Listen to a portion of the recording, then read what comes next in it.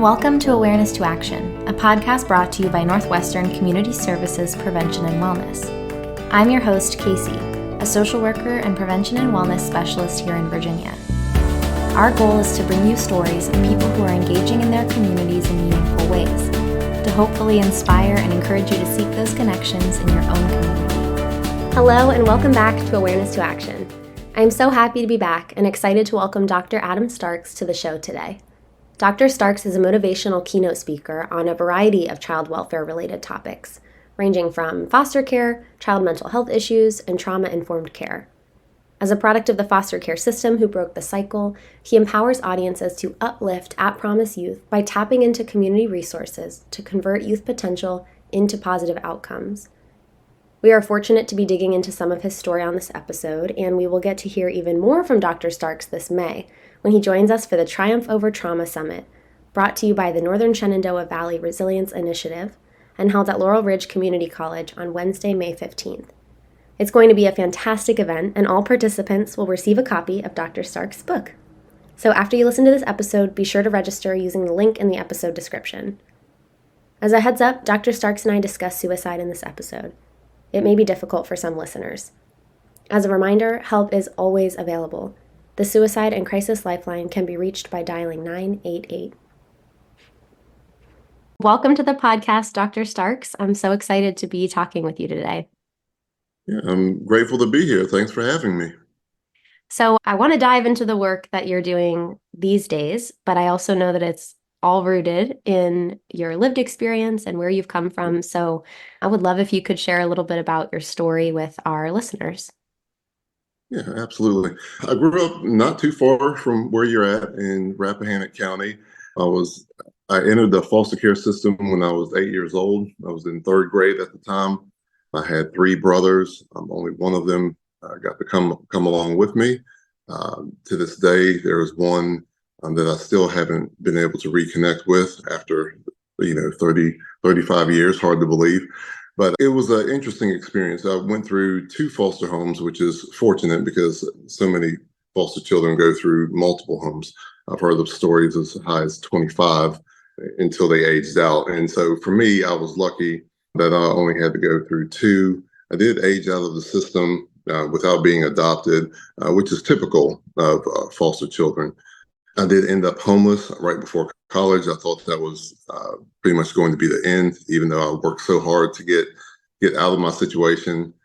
And one more foster family took me in, foster family that had over 100 children up to that point from foster care. So they figured, what's one more? And thankfully, that was my saving grace. That allowed me to go through college, graduate, effectively break the cycle of intergenerational trauma in the Starks family and start my own family. I've been married for almost 22 years now. I have three wonderful children of my own.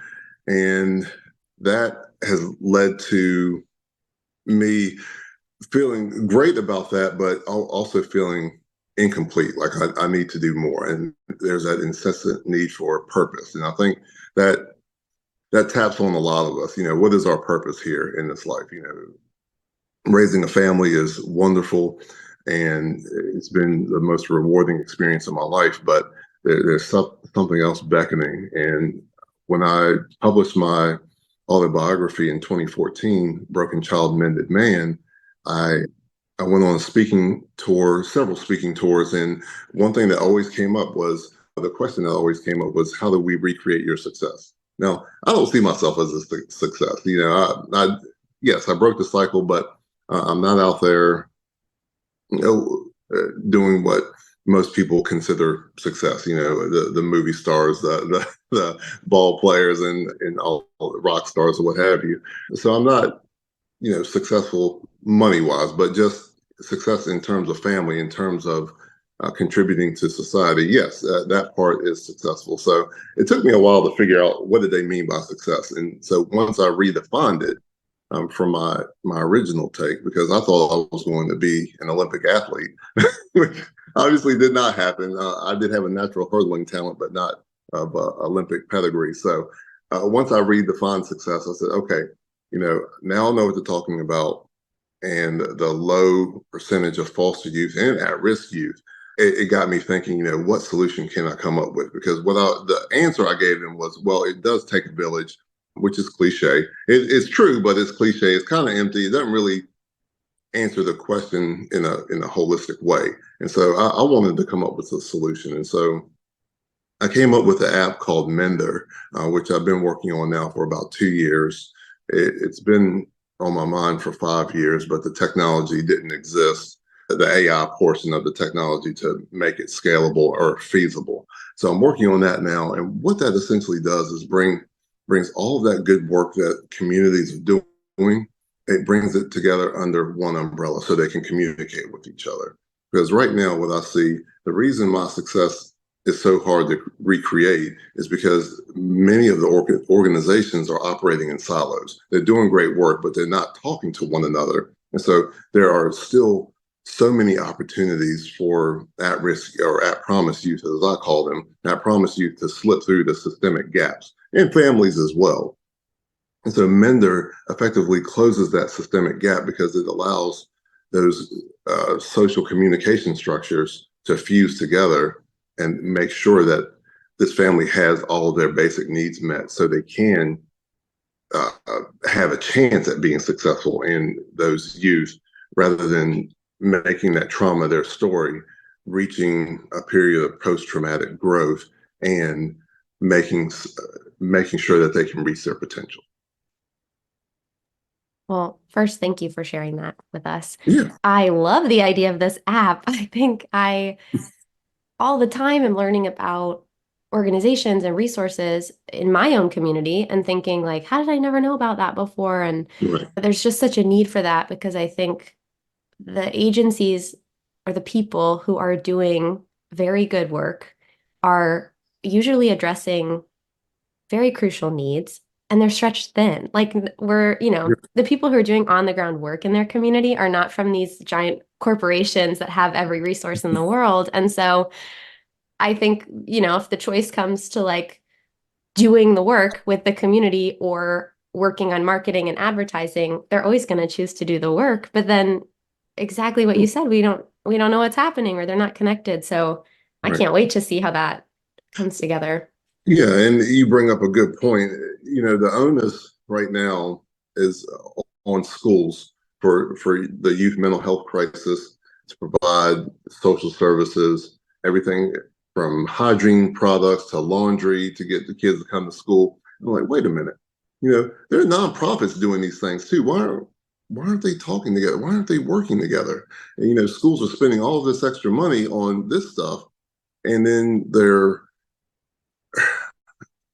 learning is what suffers, the teaching and the learning, because that's what you go to school for, is to get an education, not the social services piece. There are departments of social services that handle that. There are nonprofits that handle that, or pediatric clinics.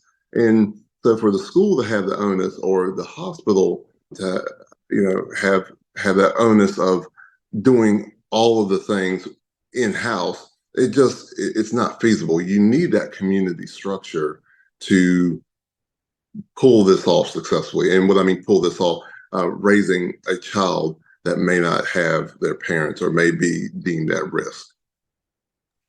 Yeah. You mentioned it takes a village, being a cliche, which it is, but it takes a lot of people to raise a child. And so I would love for you to expand a little bit more on that. Like, it takes a village doesn't capture it, but what does capture it? So in my experience, what was my saving grace? I mean, I always start with, my mother wanted to love me, but she couldn't. She was later on diagnosed with paranoid schizophrenia, which was unmedicated, unchecked for who knows how many years, addicted to alcohol. But we kept in touch the entire time I was in foster care, and right up to her passing a few years ago. And we did have a good back and forth relationship, and I visited as often as I could, but that wasn't feasible. I wasn't going to be able to live in abject poverty and be successful. And so being placed in the foster system, as difficult as I was on both of my foster parents, I wish I could apologize to them now, but it was their their way of raising me, teaching me boundaries, teaching me manners, teaching me work ethic, and how to think and how to be respectful. All of those things. Children need that guidance, and that's not something that I had, in my biological home. So I thank them for that. But it wasn't just them; it was the teachers who encouraged me to read certain books that really expanded my mind beyond the country fried parameters that they were. I didn't know anything, and I didn't know that I didn't know anything, and it wasn't until teachers introduced me to certain books. It was Of Mice and Men, the classics Of Mice and Men, Sounder, Anthem, and that book really opened me up. I don't subscribe to Ayn Rand's political philosophy, but that rebellious spirit of the main character, equality, that struck a nerve with me because I was rebellious against authority. Authority at that point had taken everything away from me, and I wanted to know how I could fight back.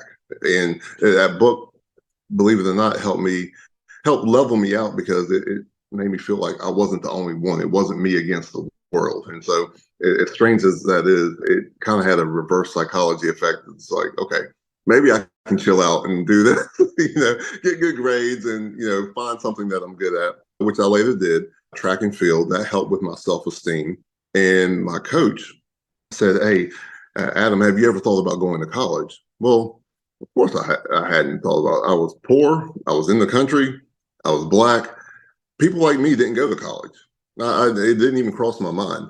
And I shouldn't say I was Black. I am Black, but it just wasn't the case. And so he got me thinking about it. He got me thinking that I could aim higher than just being in Rappahannock County, which is nothing. I miss the place dearly, but there was no opportunity there for someone like me to do something. So I went about, checked it out, went to my guidance counselor, and my guidance counselor thought he had confirmed what I already knew. And he told me that college wasn't for people in my background. He told me that.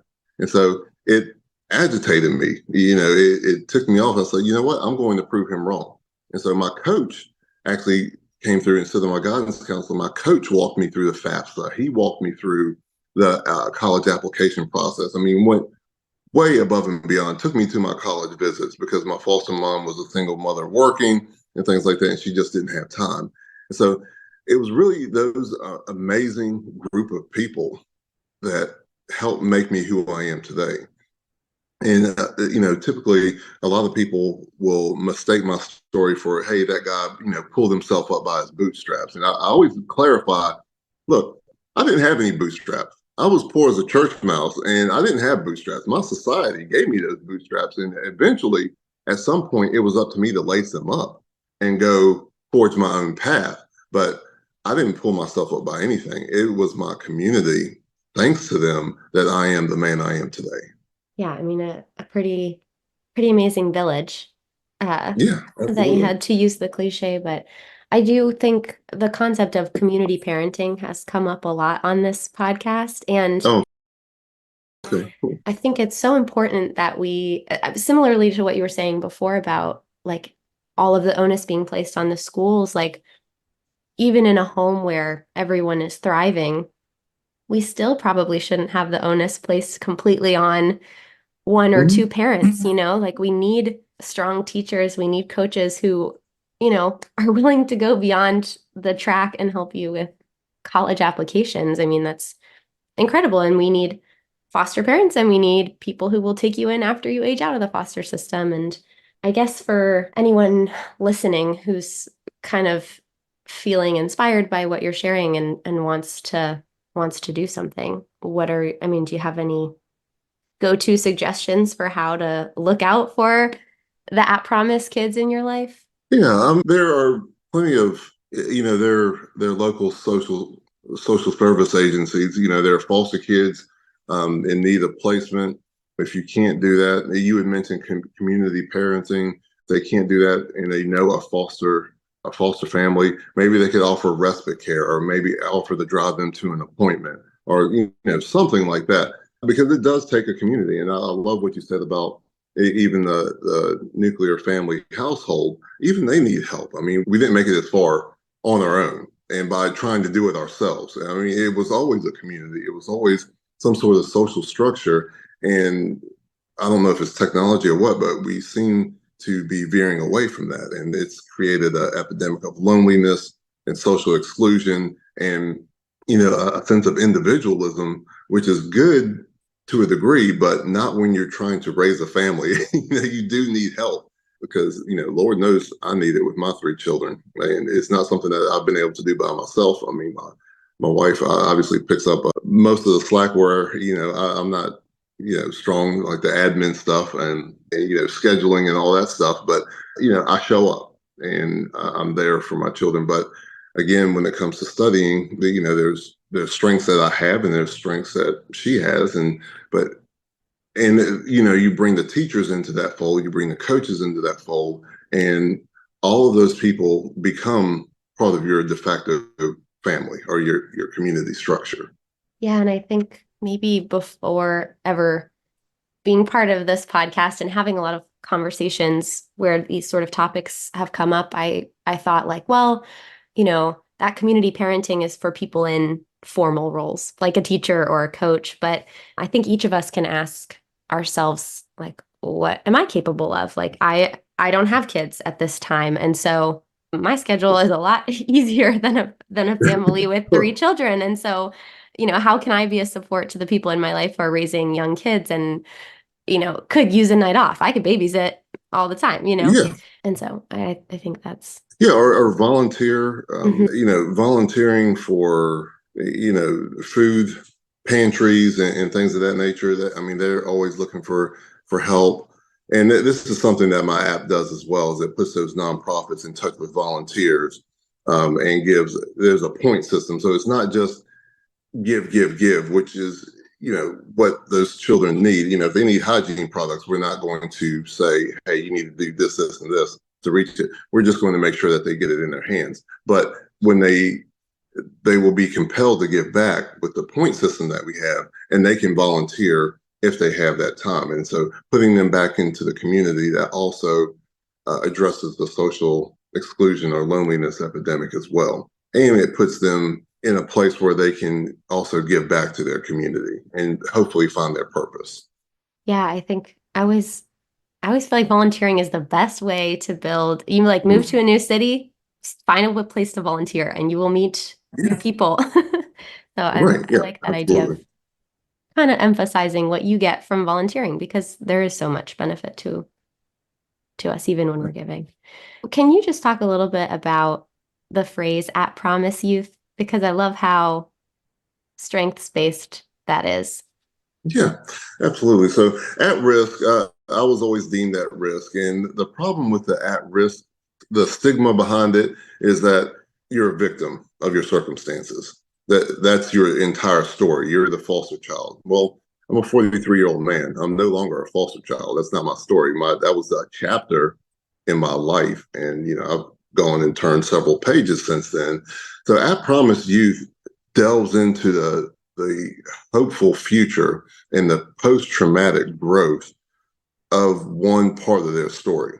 Look, so many kids, 10 to 12 million between at foster, at risk, juvenile detention centers. There's about 12 million kids in this country that have been dealt a terrible hand for one reason or another. That doesn't mean that they can't contribute to society. That doesn't mean that they can't reach their potential or find their purpose or have any sort of promise whatsoever. So At Promise focuses on the positive aspects of that child rather than at risk, which just puts them in a box. And that's who they are essentially for life. And we have to get away from that mentality if we're going to truly help these children that need help. So I go with At Promise. It's a really big thing in California. They actually took at risk out of all of their pamphlets and all of their literature and social work and everything. So by law, these children are at promise youth now and never at risk. And I would love to see that be a nationwide movement. But for now, I'm going to reiterate it as much as I can to get people thinking in a more positive manner about these children. And hopefully our society will stop throwing them away. Yeah. Well, I'm glad that you're bringing the term to Virginia because I love it. And Absolutely. The power of language, the way that we identify ourselves and identify the people around us. I want to talk a little bit about your book because correct me if I'm wrong, but it sounds like maybe writing that and sharing your story through speaking engagements kind of got you on this further into this path now of this sort of being your life's work. Would you say that's true? Okay. Yeah, absolutely. Yeah. I published a book 10 years ago. Okay. So it's been a while. Yeah. And I'm hoping to release a 10-year anniversary edition, clean up some things, redo the cover, which I had mixed reviews about, and that sort of thing. But yeah, Broken Child, Mended Man has been out for a decade now. I do have 2 follow-up children's books, Love Will Find Your Home and Love Makes the World Go Round. One is about thanking and paying homage to foster families and finding loving homes. And then Love Makes the World Go Round is about those same children growing up and finding their purpose in life and thanking their foster families for the love that they gave them that allowed them to get to that point. So those books have been used for recruiting events, and it's been very successful. But yeah, in terms of my life's work, I've definitely made it my life's work. And of course, it doesn't pay the bills, so to speak. So I've been doing other things in the meantime as well. I worked for the federal government for a while, and this sort of boring but necessary things to pay the bills. Sure. We all have this.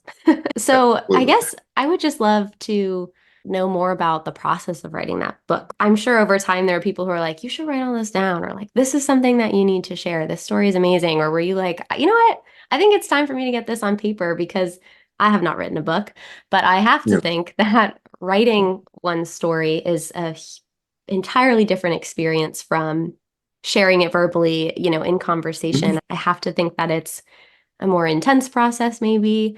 And I have to think that it's more vulnerable to have it all written down and then send it into the world. Right. Yeah, absolutely. It took me a while to reach that state of vulnerability and recognize how powerful and therapeutic it was. Like you already said, so many people said, you need to write a book. You need to write a book. And this was in my 20s. I didn't write the book till I was 34, and I just kind of brushed it off. I was like, I don't have time to write a book. I'm trying to raise a family. I'm working, 70 hours a week. I just don't have time for this stuff. But it never left my mind. It was always, on that back burner, like, you should write a book. And so I finally picked up the pen, and I did handwrite it first and then typed it out. I picked up the pen after a child, and I can't remember the entire story, but a child committed suicide all because they felt like they were alone. It was a foster child, and it was on the news. And I thought to myself, this is a problem, because I kept hearing stories over and over again about youth suicide. And I read this book, Love, by Leo Buscaglia, a wonderful book, highly recommended. I read it at least once a year, just as a reminder of how beautiful life can be, if we approach it from a loving standpoint. But anyways, in the story, this girl who had never had a nuclear family, perfect life, nothing ever happened to her, and she goes to college and she got a B, and she couldn't handle the stress of that, so she committed suicide. And I'm thinking, is it really that simple? I'm like, what did I have that they didn't? Because I attempted suicide myself when I was 16, and obviously unsuccessful, but it got me thinking, we need something to help us cope. If you can't find your way in this world, you can't find your purpose, then what are we doing here? And I think it becomes overwhelming to a point where you say, you know what, death is better than life on earth. And that, I'm here to tell you that that's not true. It does get better. And life is hard for so many of us, but there's different coping mechanisms out there. So I figured my story would be able to help and empower someone else. And so that's why I picked up the pen and started writing it. And as strange as that is, many people take 4 or 5 years or longer to write their book. I wrote it in 10 months. It was my proudest accomplishment because it's just shy of 100,000 words. And, I just threw it all in there. And so I had to meditate. I had to go back to a point where I was in a stroller. And I remember falling out. I was born in California, so I was out there for the first 5 years of my life. So everyone knows, the Hollywood stars, Hollywood squares or whatever. And I fell out of my stroller and I cracked my head. And I had a scar on my temple for the longest time. And I just started from there because that's what I could remember. And I remember being evicted from our apartment and flying from California to Virginia, being on the farm, and how traumatic that was because there were chickens chasing me and there were cows that might as well have been dinosaurs, and the cultural shock of it all and just going through it. And then finally the trauma of, being taken away from my home. I mean, as bad as that situation was, it was my normal. And so I write it from the perspective of a child. I didn't write it from the perspective of an adult. What happened with a lot of the books that I read 12 books about foster care experiences, and they all seemed so angelic and perfect, and they never made a mistake. I was like, you know what? I'm going to take a different approach. I'm going to throw all my mistakes out there because I was an absolute hellion. And, I just I was, and I know that this tormented my foster parents, but they did the best that they could with the information they had at the time. And so I did thank them for that, but I also threw it out there that it is difficult to raise a foster child. It's not easy. It's not an entire nightmare scenario. There's a book by Steve Pemberton, Antoine Fisher. Both of those are nightmarish foster care where they were placed in abusive foster homes. And as horrible as those experiences were, I mean, I did get spanked, I did get slapped and things like that, old school discipline type stuff, but nothing like what they went through. So, but I put it in there because I did learn, not to do those things again from those lessons. And so learning boundaries, learning how to make something of myself, and that awakening, that moment where I finally switched. And it was in my second foster home. And I figured if I didn't make a change now, I was going to end up in jail or worse. And so when I made that change, I went on, and I actually had the potential in me all along. And that's something that I write about. I had it in me all along, but I needed the right people to believe in me, and I needed the right circumstances to pull that out.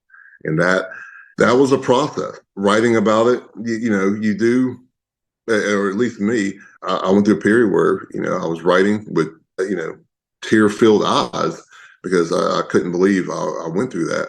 And I couldn't believe after all those years, I never dealt with it. You just push it down. And as a man in this society, you're forced to push those things down. You don't deal with that. You don't cry about it. That's weak, right? And things like that. But I did. And it was the most therapeutic experience of my life.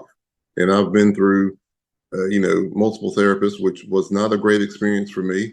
And I say that because sometimes talking about it doesn't always help, but writing about it. For me, the exercise of writing it and letting it go was therapeutic, because talking to someone about it, unless you experience it, you really can't understand it. And so what has happened, and what I didn't expect with this book, is it's changed so many lives in a way that they realize that, hey, it seems like life is hard, especially children, that, teenagers, they say, yeah, life is hard. I get it now.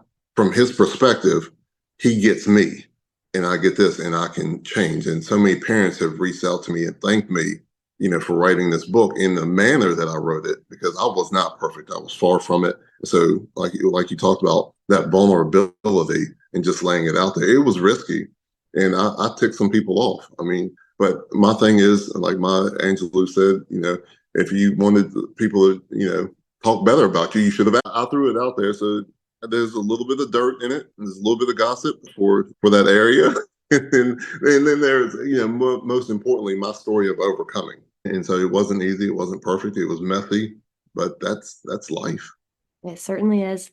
It sounds like just a really healing process to put all of it to words and on a page. And, I'm hearing you share what people's responses have been and how many people it's helped, but what has that meant to you to encounter what it's done for others, through your vulnerability and decision to share it all, put it all out there?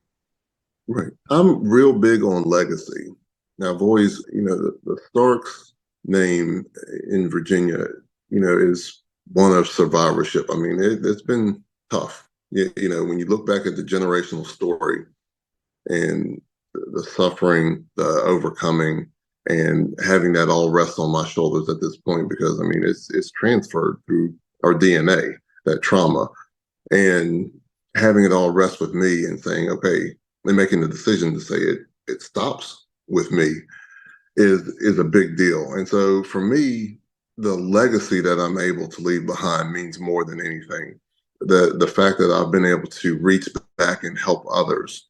And even though it's not enough, because let's be honest, I mean, I'm probably insatiable at this point, but I do want to reach back and help as many people as possible with not just with my story, but with an actual solution that can be scaled and reimagine a better society, one where people don't have to struggle the way that my family did and the way that so many families do today. My story is, this far on 25 years later after I aged out of the system, it's still repeating itself by the millions. And to me, we have plenty of resources in the society. There are plenty of people doing the good work. How can we bring all of this together? And as much as I complain about the way things are, I'm working just as hard to try to improve it, but find the people who also want to improve it. I talk about that because I've spent a lot of time with people who are vested in the status quo. And to me, looking at the data, the status quo is unacceptable. From the youth mental health crisis, the poverty rates, the homelessness rates, all of it to me is wholly unacceptable. And I want to work with the people who want to change that. And one skill I've learned being in all of these cities and all of these states and getting to travel the country is you can tell immediately who's serious about solving this problem and who is just checking a box. And I want to work with the people who are serious because we have so much work to do and so much in the meantime, so much potential is being wasted. You have 600,000 youth in juvenile detention systems. You have 500,000 youth in foster care, many over 125,000 of them waiting for a home because their parents' rights have been terminated. We can and must do better than what we're doing right now. And there are people trying to make it happen, but there are also people out there who don't want it to happen for whatever reason. They have stock in it, but they're vested in that status quo, and that's the system that you're fighting against. Because change is difficult, extremely difficult, but it's one we must make if we're going to have a valid and hopeful future for our young people, or at promise young people. Yeah, or at promise young people. Yeah, absolutely. I think we've talked a lot about community and what that looks like in our homes and looking to the people around us. But I also think community in our professional network is so crucial, like being able to identify who's really trying to do this work with me, who's willing to get their hands dirty alongside me, and being able to team up in that way. And I don't know, I just think that's really important. That's a lesson that I feel like I'm learning these days. How do I find the people that are trying to do the good work? I think it's sometimes easier in your personal sphere to find the people whose values align with you and who can walk through this life with you, but professionally takes a little bit more risk and a little bit more putting yourself out there, but it's crucial to make the change. Right. Yeah, I love that you said, putting yourself out there, and that's the risk that I've had to take. I've had several missteps trying to create this app, but I've been out there on LinkedIn. It has been my saving grace, just finding my professional network and my people. Living here in West Virginia, it has its share of challenges on the foster care front, and there are a lot of people doing good work, but they're not necessarily willing to change the way the system operates. And so I've had to reach out to people in Georgia and California and Oregon and New Hampshire, wherever, or right there in Virginia, to fuse my network together of people who want to see this happen. So they're not always in your circle. So don't, I'll tell your listeners, expand beyond your community and even your state to find your people, because they are out there. Mm-hmm. Well, I want to ask you a little bit more about legacy. Thinking about the legacy that we have with our professional network, like what we've just been talking about. But what does it mean for you to be crafting this legacy of yours within your home, with your family, and in your community? Because they're separate and tied, and Yeah. they all come from your lived experience. So what does that mean to you? I'm just curious. Yeah, no, that's a great question. And it took me a while to figure that out. So you're asking at a perfect time because it took me almost a lifetime. But to realize, and my wife brought this to me at one time, my kid's legacy is not necessarily my legacy. When I got married, I didn't have a father figure. And so my examples were on TV, whether it was Silver Spoon, Fresh Prince, Family Ties, and then the Cosby Show, before we all figured out he was a monster, but, good father, good family show nonetheless. So those were the fathers that I wanted to be like. I wanted to be there for my family. And so, when my wife took my last name, I thought this was it. I'm going to give my children the best life ever, and they're going to go accomplish, everything beyond my wildest dreams. And for the longest time, it was about me, and making sure that my one son, my oldest son, he wanted to work for Nintendo or something like that. I was like, you know what, I'm going to do whatever it takes to make that happen. And so we got in and we were talking about learning Japanese. I was like, if you're going to work for Nintendo, you have to go there, not just learn the culture but learn the language as well. So I spent $350 on this language system, which at the time was pretty expensive. And we're going through this, and I'm pushing. And my other son, my middle child, he wanted to be a mechanical engineer, and so I'm buying all this stuff and pushing, not realizing that my first dream was being a race car driver. I was going to drive the STP car and just be.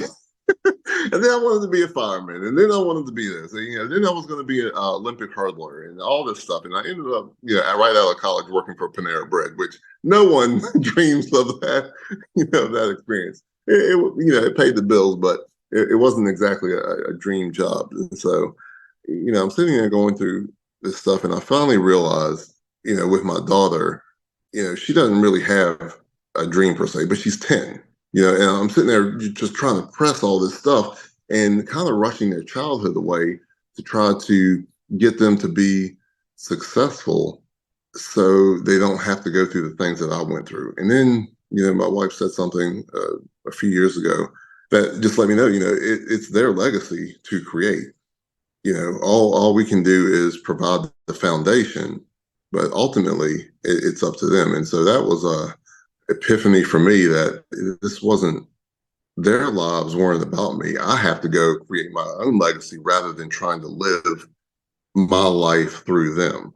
My first son, he was not athletic. I wanted him to be, pick up my hurdling baton and go on and do better things because he had access to better facilities and things like that. So, but it didn't happen because he wasn't an athlete, and I had to be okay with that. My second son is trying to follow through in my footsteps, but since I've learned this, I'm not trying to pressure him to reach, the goals that I had. I mean, we're different people, and it took me so long to recognize that. So in terms of legacy, I want them to create theirs, but I want to give them the best foundation possible. And that's really, at the end of the day, all I can do. But as for me and my legacy, what I want to do is reach back and help others and uplift others. And that's, at the end of the day, whether I go in 10 years, 20 years, 40 years, whatever the case may be, however much longer I'm on this earth, I want this to be my legacy, reaching back to help others and uplift them towards upward mobility and finding family. I'm just picturing you like turning around with outstretched hands to do that uplifting, and with almost like tools to give to your children to create their legacy. Like you're giving them, you're giving them the tools, and then you're looking ahead to whatever they'll create. That's really beautiful. Well, I mean, and I've made a lot of mistakes. Like I said, I didn't have a consistent upbringing, and so that leads to a lot of adult mistakes. Credit cards, running up credit cards when I was 18, had no idea what an APR was, and I had to learn that the hard way. the only redeeming factor was I was able to teach my kids what not to do. And so they have zero credit card debt, even though at the time, I'd racked up 10 grand in credit card debt before I went to college. And it was absolutely insane crawling out of that hole. But I did it myself and no one bailed me out. I did work 2 jobs to do it. But now my kids don't have to go through that because of what I didn't know. And schools have got it in place that, hey, maybe we should teach financial literacy to these kids. And it's happening and it's exciting because for me, I'm like, I don't want anyone to ever have to go through that. It was awful. And it shouldn't have happened. It's a predatory system unless you know how to play the game. And I did not know how to play the game. I was like, man, I'm swiping this. I'm getting the finest colognes. I'm getting the nicest clothes. I'm getting this stuff from my car. I'm going to impress these girls and all this stuff. And it got me nothing but a bunch of debt. And so hard lesson learned. And thankfully, my boys don't care about all that stuff. So they're not as materialistic as I was. But to me, again, like we talked about success, that was part of, showing that you were successful. And if I felt like if I had those things, I could be looked at as someone who was successful. Well, I think that's a good segue to the last question that we ask all of our guests. What does the process of awareness to action mean to you? Ooh, well, first, we're all blessed with, our conscience. I mean, that's the miracle. That's the true miracle of life is we're able to think, we're able to believe, we're able to act on those thoughts and belief. And while we can't do everything, we can do something. And what I mean by that is, I always give this example. I'm a big Miami Dolphins fan. Love the Dolphins, death, taxes, Dolphins falling apart in December and not making the playoffs. That's those are my 3 guarantees in life. But nevertheless, I do love that team. However, there was a Save the Dolphins campaign one time, and I was just like, I can't get into this. It's not where I'm at, So you have to find what you're passionate about. For me, it was child advocacy, youth advocacy. And that's my thing. That's what I'm passionate about. And if I can find my people who are passionate about the same thing, let's get together. Let's find a solution. Let's work towards a better future for our youth. Now, I can't veer off and try to save the Dolphins from tuna nets. That's important. It is, but you can't take on all of the world's ills, but you can do something. So choose something, be passionate about it, and act on it. So that's awareness to me, awareness to act. Yeah. Mm-hmm. Well, I appreciate that answer, and I appreciate your time, and just thank you for sharing your story with us and your thoughts on how to look back to where you've come from and make a difference. So thanks for being here with us. Absolutely. Yeah. Thank you, Casey. I appreciate you having me. Thanks for listening. And thank you again to Dr. Adam Starks for joining us. As I mentioned at the start of this episode, the Triumph Over Trauma Summit is coming up soon. Join us on Wednesday, May 15th to hear more from Dr. Starks as our keynote, as well as several more incredible speakers. We hope to see you there. The link for tickets is in our episode description.